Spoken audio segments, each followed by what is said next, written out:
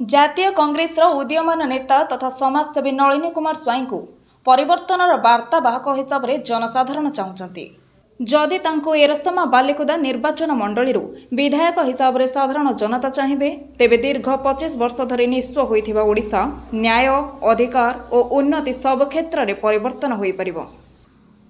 ଓଡ଼ିଶା ଆଜି ସେବା, ସମ୍ମାନ, ସ୍ୱାସ୍ଥ୍ୟ ଓ ସୁରକ୍ଷା କ୍ଷେତ୍ରରେ ତାର ହକ୍ ମାଗୁଛି ସରକାରଙ୍କୁ। ଜଗା ଆଶୀର୍ବାଦରୁ ଯଦି ସେ ବିଧାୟକ ହିସାବରେ ଆସନ୍ତି, ତେବେ ଜନତାର ସେବାରେ ନିଜକୁ ସମର୍ପି ଦେବେ ଓ ଏରସମା ବାଲିକୁଦା ଅଞ୍ଚଳକୁ ଏକ ଆଦର୍ଶ ତଥା ସୁବର୍ଣ୍ଣମୟ ଅଞ୍ଚଳ କରି ଗଢ଼ି ତୋଳିବାକୁ ପ୍ରତିଜ୍ଞାବଦ୍ଧ ରହିବେ ବୋଲି କହିଥିଲେ। କୁମାର ସ୍ୱାଇଁ ବିଧାୟକ ପ୍ରାର୍ଥୀ ଜାତୀୟ କଂଗ୍ରେସ ତରଫରୁ ବାଲିକୁଦା ଏରସମା ନିର୍ବାଚନ। ଦୀର୍ଘ 25 ବର୍ଷର ଓଡ଼ିଶା ଶାସନରେ ବର୍ତ୍ତମାନ ଓଡ଼ିଶା ନିଃସ୍ୱ ହୋଇଛି। ଓଡ଼ିଶା ତାର ଅଧିକାର ମାଗୁଛି, ନ୍ୟାୟ, ଉନ୍ନତି, ଅଧିକାର ପାଇଁ। କ'ଣ କହିବେ ଆପଣ? ନ୍ୟାୟ ଉନ୍ନତିକୁ ଫେରାଇ ଆଣିବା ପାଇଁ କଂଗ୍ରେସର ପ୍ରୟାସ ଏବଂ ସେଇ ବିଜେଡ଼ି ସରକାରର 25 ବର୍ଷର ଯେଉଁ ବିଫଳତା, ସେ ବିଫଳତାକୁ ସାମ୍ନା କରିବା ପାଇଁକା କଂଗ୍ରେସ ଦଳ ଆମକୁ ପ୍ରାର୍ଥୀ କରିଛି ଏବଂ ଭରସା ଅଛି ଜନସାଧାରଣ ସମ୍ପୂର୍ଣ୍ଣ ଭାବେ ଆମକୁ ସମର୍ଥନ ଦେବେ। ଆସ ବଢ଼ିବା ନୂଆ ଓଡ଼ିଶା, ତାର କାର୍ଯ୍ୟକ୍ରମ କ'ଣ ରହୁଛି? ଦେଖନ୍ତୁ, ଆସ ଗଢ଼ିବା ନୂଆ ଓଡ଼ିଶା ତ ଆପଣଙ୍କର ଯାହା ଦେଖିବେ, ଆଖି ଫିଟେଇକି ଯାହା ଦେଖିବେ ତାହା ଗୋଟେ ଗୋଟେ ଦୁର୍ନୀତି ବିଗତ 24 ବର୍ଷର ସରକାରର। ଆପଣ ଯାହା ଦେଖିବେ ସେ ଗୋଟେ ଦୁର୍ନୀତି। ତେଣୁ ଆମେ ଯାହା କରିବୁ ସେଇଟା ହିଁ ନ୍ୟାୟ। ଓଡ଼ିଶାରେ ଆମର ରହୁଛି କଂଗ୍ରେସ ବର୍ତ୍ତମାନ ଗ୍ୟାରେଣ୍ଟି କାର୍ଡ଼ ଦେଇଛି ଲୋକମାନଙ୍କର ଉନ୍ନତିକରଣ କରିବା ପାଇଁ। କ'ଣ କହିବେ ଗ୍ୟାରେଣ୍ଟି କାର୍ଡ଼? କଂଗ୍ରେସ ଯେଉଁ 5ଟା ଗ୍ୟାରେଣ୍ଟି କାର୍ଡ଼ ଦେଇଛି, ତ ସେଇ ଗ୍ୟାରେଣ୍ଟି କାର୍ଡ଼କୁ ଆମେ ଯଦି ଖେଳିବା ଏବଂ ଜନସାଧାରଣ ଯଦି କଂଗ୍ରେସକୁ ସମର୍ଥନ ଦେବେ, ସେଇ ଗ୍ୟାରେଣ୍ଟି କାର୍ଡ଼ ଖାଲି 5ଟା ଗ୍ୟାରେଣ୍ଟି କାର୍ଡ଼ ଯେଉଁ କଂଗ୍ରେସ ଦେଇଛି, କାର୍ଡ଼ ଭିତରେ 5ଟା ଗ୍ୟାରେଣ୍ଟି ଅଛି, ସେଇ ଗ୍ୟାରେଣ୍ଟିକୁ ଫୁଲଫିଲ୍ କଲେ ଓଡ଼ିଶା ଖାଲି ଓଡ଼ିଶା ନୁହଁ, ସାରା ଭାରତ ବି ହସିବ। ଏରସମା ବାଲିକୁଦା ବିକାଶ ପାଇଁ କ'ଣ କରିବା ଆବଶ୍ୟକ ଅଛି? ଦେଖନ୍ତୁ, ଏରସମା ବାଲିକୁଦାର ବିକାଶ ପାଇଁ ଆପଣମାନେ ଦେଖନ୍ତୁ, ବିଗତ 24 ବର୍ଷ ଭିତରେ ତ ଆପଣଙ୍କର ମେଡ଼ିକାଲ ଦେଖନ୍ତୁ, ମେଡ଼ିକାଲ ଅବସ୍ଥା ଏମିତି ହେଇଛି, ଯଦି ଆପଣଙ୍କର ଗୋଟେ ପେସେଣ୍ଟ ରାତିରେ ଯାଇ ସେଠି ପହଞ୍ଚିବ, ସେଠି କେହି ଡକ୍ଟର ନଥିବେ, ଇଞ୍ଜେକ୍ସନ୍ ଦେଇ ନର୍ସମାନେ ଇଞ୍ଜେକ୍ସନ୍ ଖୁଆଇଦେବେ, ସେଇଟା ବି ପୁଣି ପଶୁ କରିବାକୁ ପଡ଼ୁଛି। ନର୍ସ କେଉଁଠି ଅଛନ୍ତି ଖୋଜିବାକୁ ପଡ଼ୁଛି। ୱାଚମ୍ୟାନ୍ରେ ଜଗୁଛି ମେଡ଼ିକାଲରେ, ଆଉ କେହି ନାହାନ୍ତି।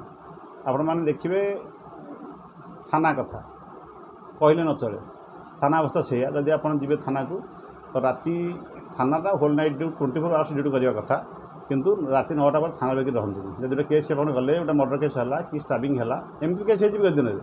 ଆମର ଯେଉଁ ରଞ୍ଜନ ସ୍ୱାଇଁ କେସ୍ ହେଇଥିଲା, ସେତେବେଳେ ଥାନାରେ କିଏ ନଥିଲେ। ତ ଅବସ୍ଥା ଏବେ ବି ସେଇଆ। ଆପଣ ଦେଖିବେ ରାସ୍ତାଘାଟ କଥା, ରାସ୍ତାଘାଟ ଯାହା ହେଇଛି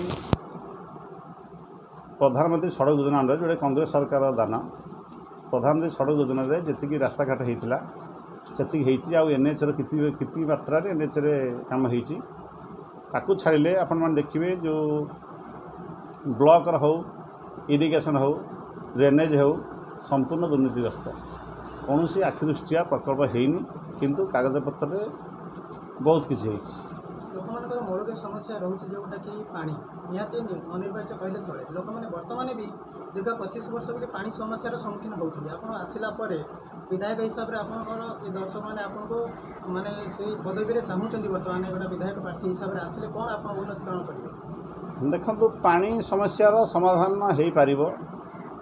ସତ କଥା କହିବା ଗଲେ କେତେକାଂଶରେ ଏଠି ମେଗା ପ୍ରୋଜେକ୍ଟରେ କାମ କରାହେଉଛି। ଅବଶ୍ୟ ଠିକ୍ ଠାକ୍ ଭାବରେ କରାହେଇନି, କିନ୍ତୁ ମେଗା ପ୍ରୋଜେକ୍ଟରେ କାମ ଚାଲିଛି।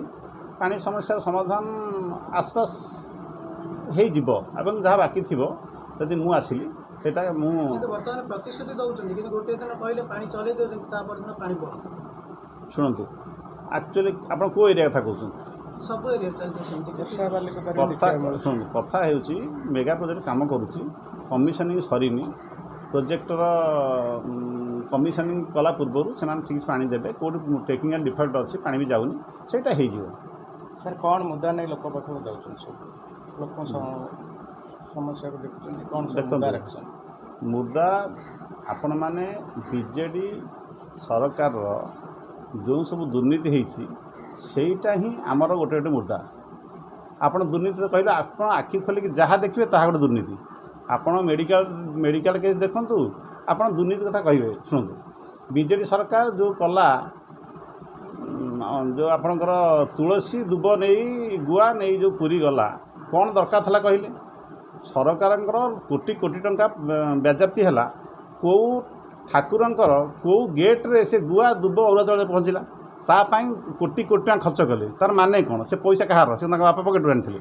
ସରକାରଙ୍କ ପଇସାକୁ ଏମିତି ବାଜ୍ୟାପ୍ତି କରି ମାନେ ଓଡ଼ିଶା ସାରା ରଥ ବୁଲେଇ ଗୋଟା ଘମାଘଟ କରି ପଇସା ଦେଇକି ଏରିଆ ସଂସାର ସାରା ରଥ ବୁଲେଇକି ଯେଉଁ ପଇସା ସେଠି ନଷ୍ଟ କଲେ, ତା ପାଇଁ କିଏ ଦାୟୀ ହେବ? ଆଚ୍ଛା, ଆଉ ଗୋଟେ କଥା, ଆପଣଙ୍କର ଯେଉଁ ପ୍ରତି ପଞ୍ଚାୟତକୁ ଭୋଟ ଆଶାରେ 5 ଲକ୍ଷ ଲେଖା ଦେଲେ 2ଟା ଫେଜ୍ରେ ଭୋଜି ଭାତ କରିବା ପାଇଁକା।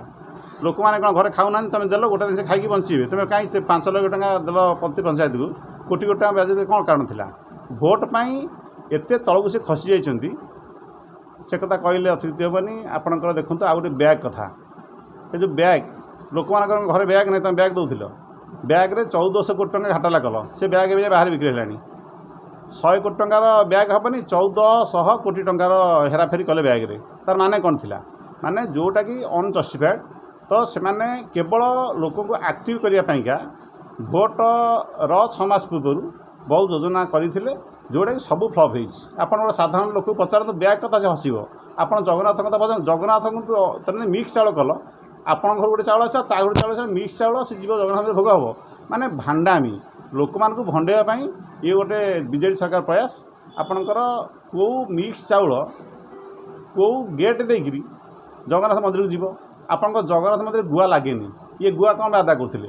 ମାନେ ବିଜେଡ଼ି ସରକାର ଲୋକମାନଙ୍କୁ ଭୂତେଇବା ପାଇଁକା କେବଳ ଭୋଟ ଲକ୍ଷ୍ୟରେ ଯେଉଁ ସବୁ ପ୍ରୋଗ୍ରାମ୍ କରିଛି, ସେ ଫ୍ଲପ୍ ହେଇଛି ଏବଂ ତା'ର ଜବାବ ଜନସାଧାରଣ ଏଇ 24 ଇଲେକ୍ସନରେ ଦେବେ। ଏବଂ ଯେଉଁ ଶଙ୍ଖ ନାଁରେ ଯେଉଁ ଭୋଟ୍ ଥିଲା, ସେଇଟା ଆଉ ନାହିଁ। ଭୋଟ୍ ବ୍ୟାଙ୍କ ସରିଯାଇଛି। ଏବେ ଆପଣ ଦେଖନ୍ତୁ, ଯେଉଁ ଭୋଟ୍ଟା ଥିଲା, ସେ 20% ବି ତାଙ୍କର ଶଙ୍ଖ ନାଁରେ ଭୋଟ୍ ନାହିଁ, କାରଣ ଶଙ୍ଖ ନାଁ ଶୁଣିଲେ ଲୋକ ଘୃଣା କରି ନେବେ।